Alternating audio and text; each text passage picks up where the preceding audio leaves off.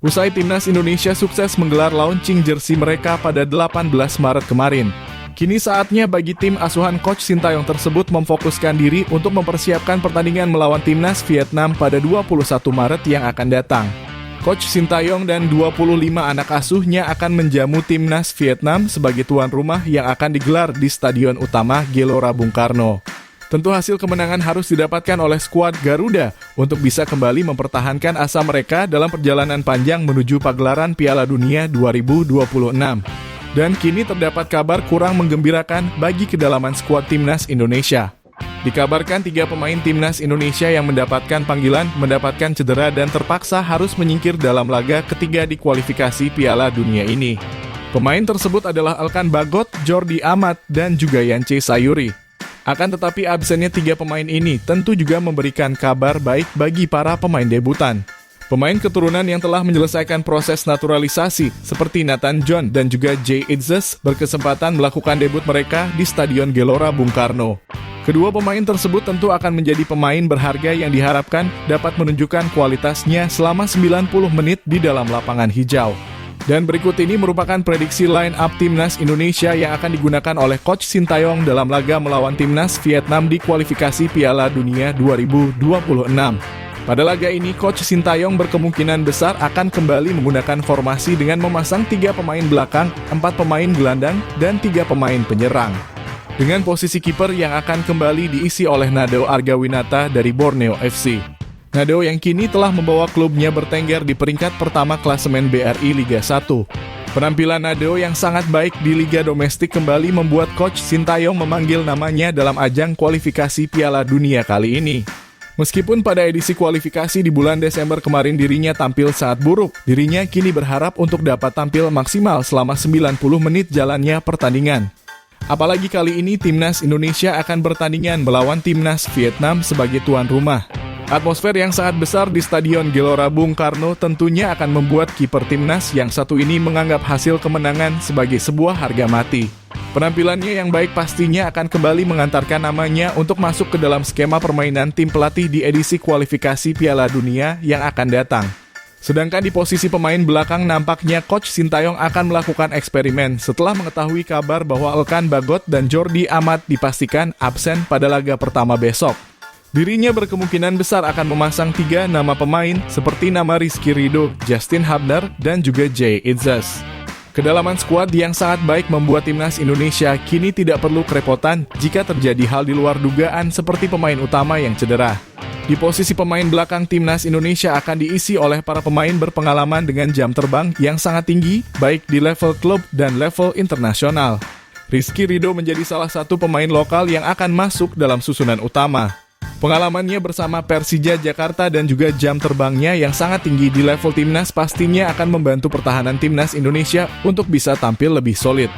Selain itu, Justin Hubner yang juga tampil sangat apik pada pagelaran Piala Asia kemarin pastinya akan kembali memberikan dampak yang sangat signifikan bagi pembangunan serangan timnas Indonesia. Pergerakan tanpa bolanya yang sangat baik akan membantu timnas Indonesia untuk dapat mencuri poin pada laga besok malam. Dan terakhir ada Jay Itzes yang akan mulai melakukan debut pertamanya di hadapan 60.000 lebih pendukung tanah air di Stadion Gelora Bung Karno. Jay Itzes memiliki postur tubuh yang besar dan mampu menjadi tembok penghalang yang gagah bagi skuad Garuda saat berjumpa timnas Vietnam. Sandy Walsh. Usai Asnawi Mangkualam dipastikan tidak dapat tampil pada laga pertama disebabkan oleh akumulasi kartu kuning, maka nama Sandy Walsh dipastikan akan mengamankan posisinya di sayap kanan pertahanan. Sandy Walsh merupakan sosok pemain belakang yang tampil efektif dan memiliki ketenangan.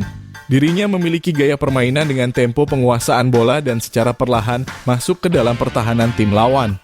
Hadirnya Sandy Walsh dalam laga besok tentu akan menjadi amunisi berharga bagi timnas Indonesia.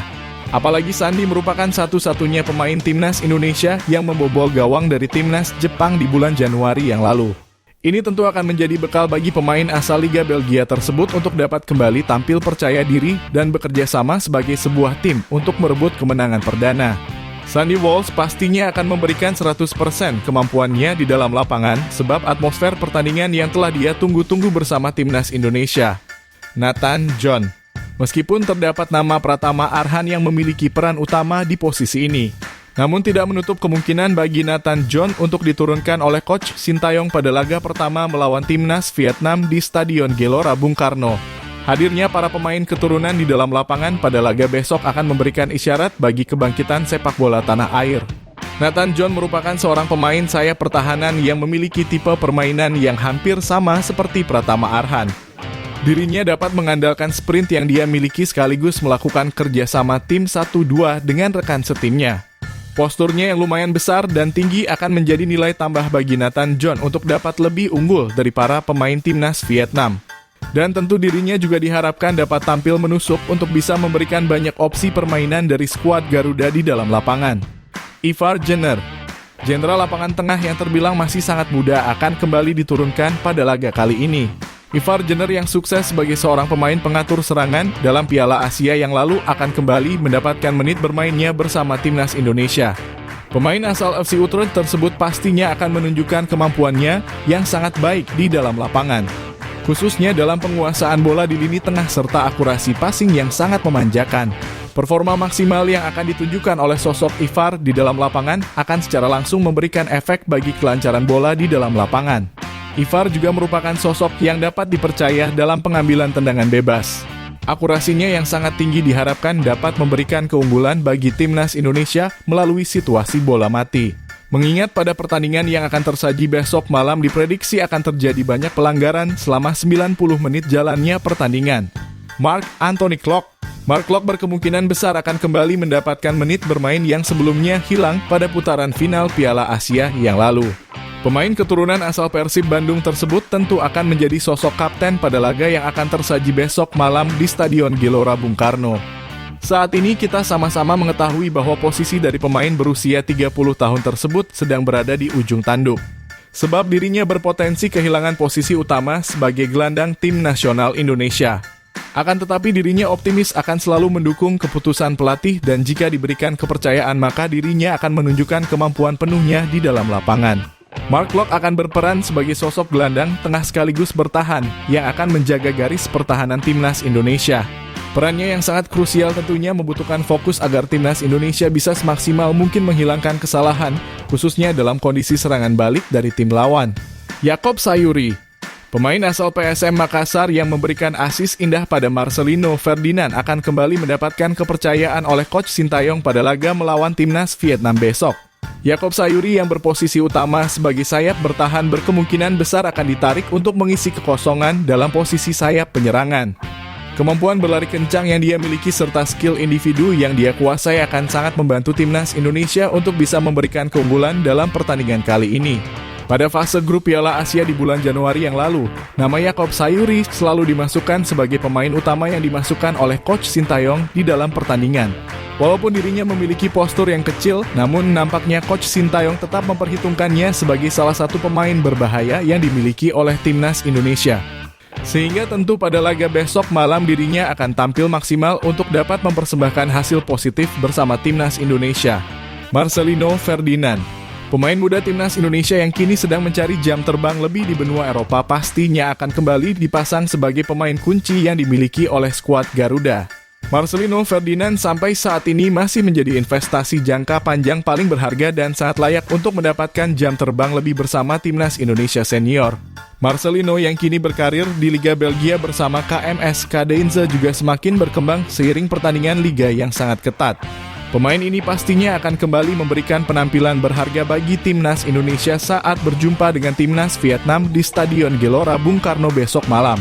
Pemain yang masih berusia belasan tahun tersebut juga telah membuktikan bahwa dirinya layak untuk tetap mengamankan posisinya sebagai pemain utama melalui performa yang dia tunjukkan di Piala Asia yang lalu. Sehingga tidak ada alasan lagi bagi Coach Sintayong untuk tidak memasang pemain muda yang satu ini saat timnas Indonesia berhadapan dengan timnas Vietnam. Rafael Struijk, meskipun bukan tampil pada posisi utamanya, Rafael Struijk tidak memiliki pilihan lain selain memberikan 100% performa maksimalnya di dalam lapangan. Sejauh ini Rafael Struijk masih belum bisa menjawab tantangan dari tim pelatih untuk bisa menjadi sosok striker tajam di dalam lapangan. Meskipun begitu, sampai saat ini Coach Sintayong masih memberikan dirinya kepercayaan untuk tampil sebagai pemain utama di dalam lapangan.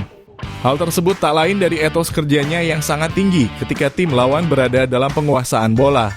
Pemain asal Ado Den Haag tersebut tidak segan untuk menekan pergerakan lawan dan menutup ruang bagi tim lawan membangun serangan lebih dari garis lapangan yang dia kuasai. Sehingga tentu hal tersebut menjadi nilai tambah dari sang pemain untuk dipilih oleh tim pelatih sebagai ujung tombak bagi timnas Indonesia selama ini.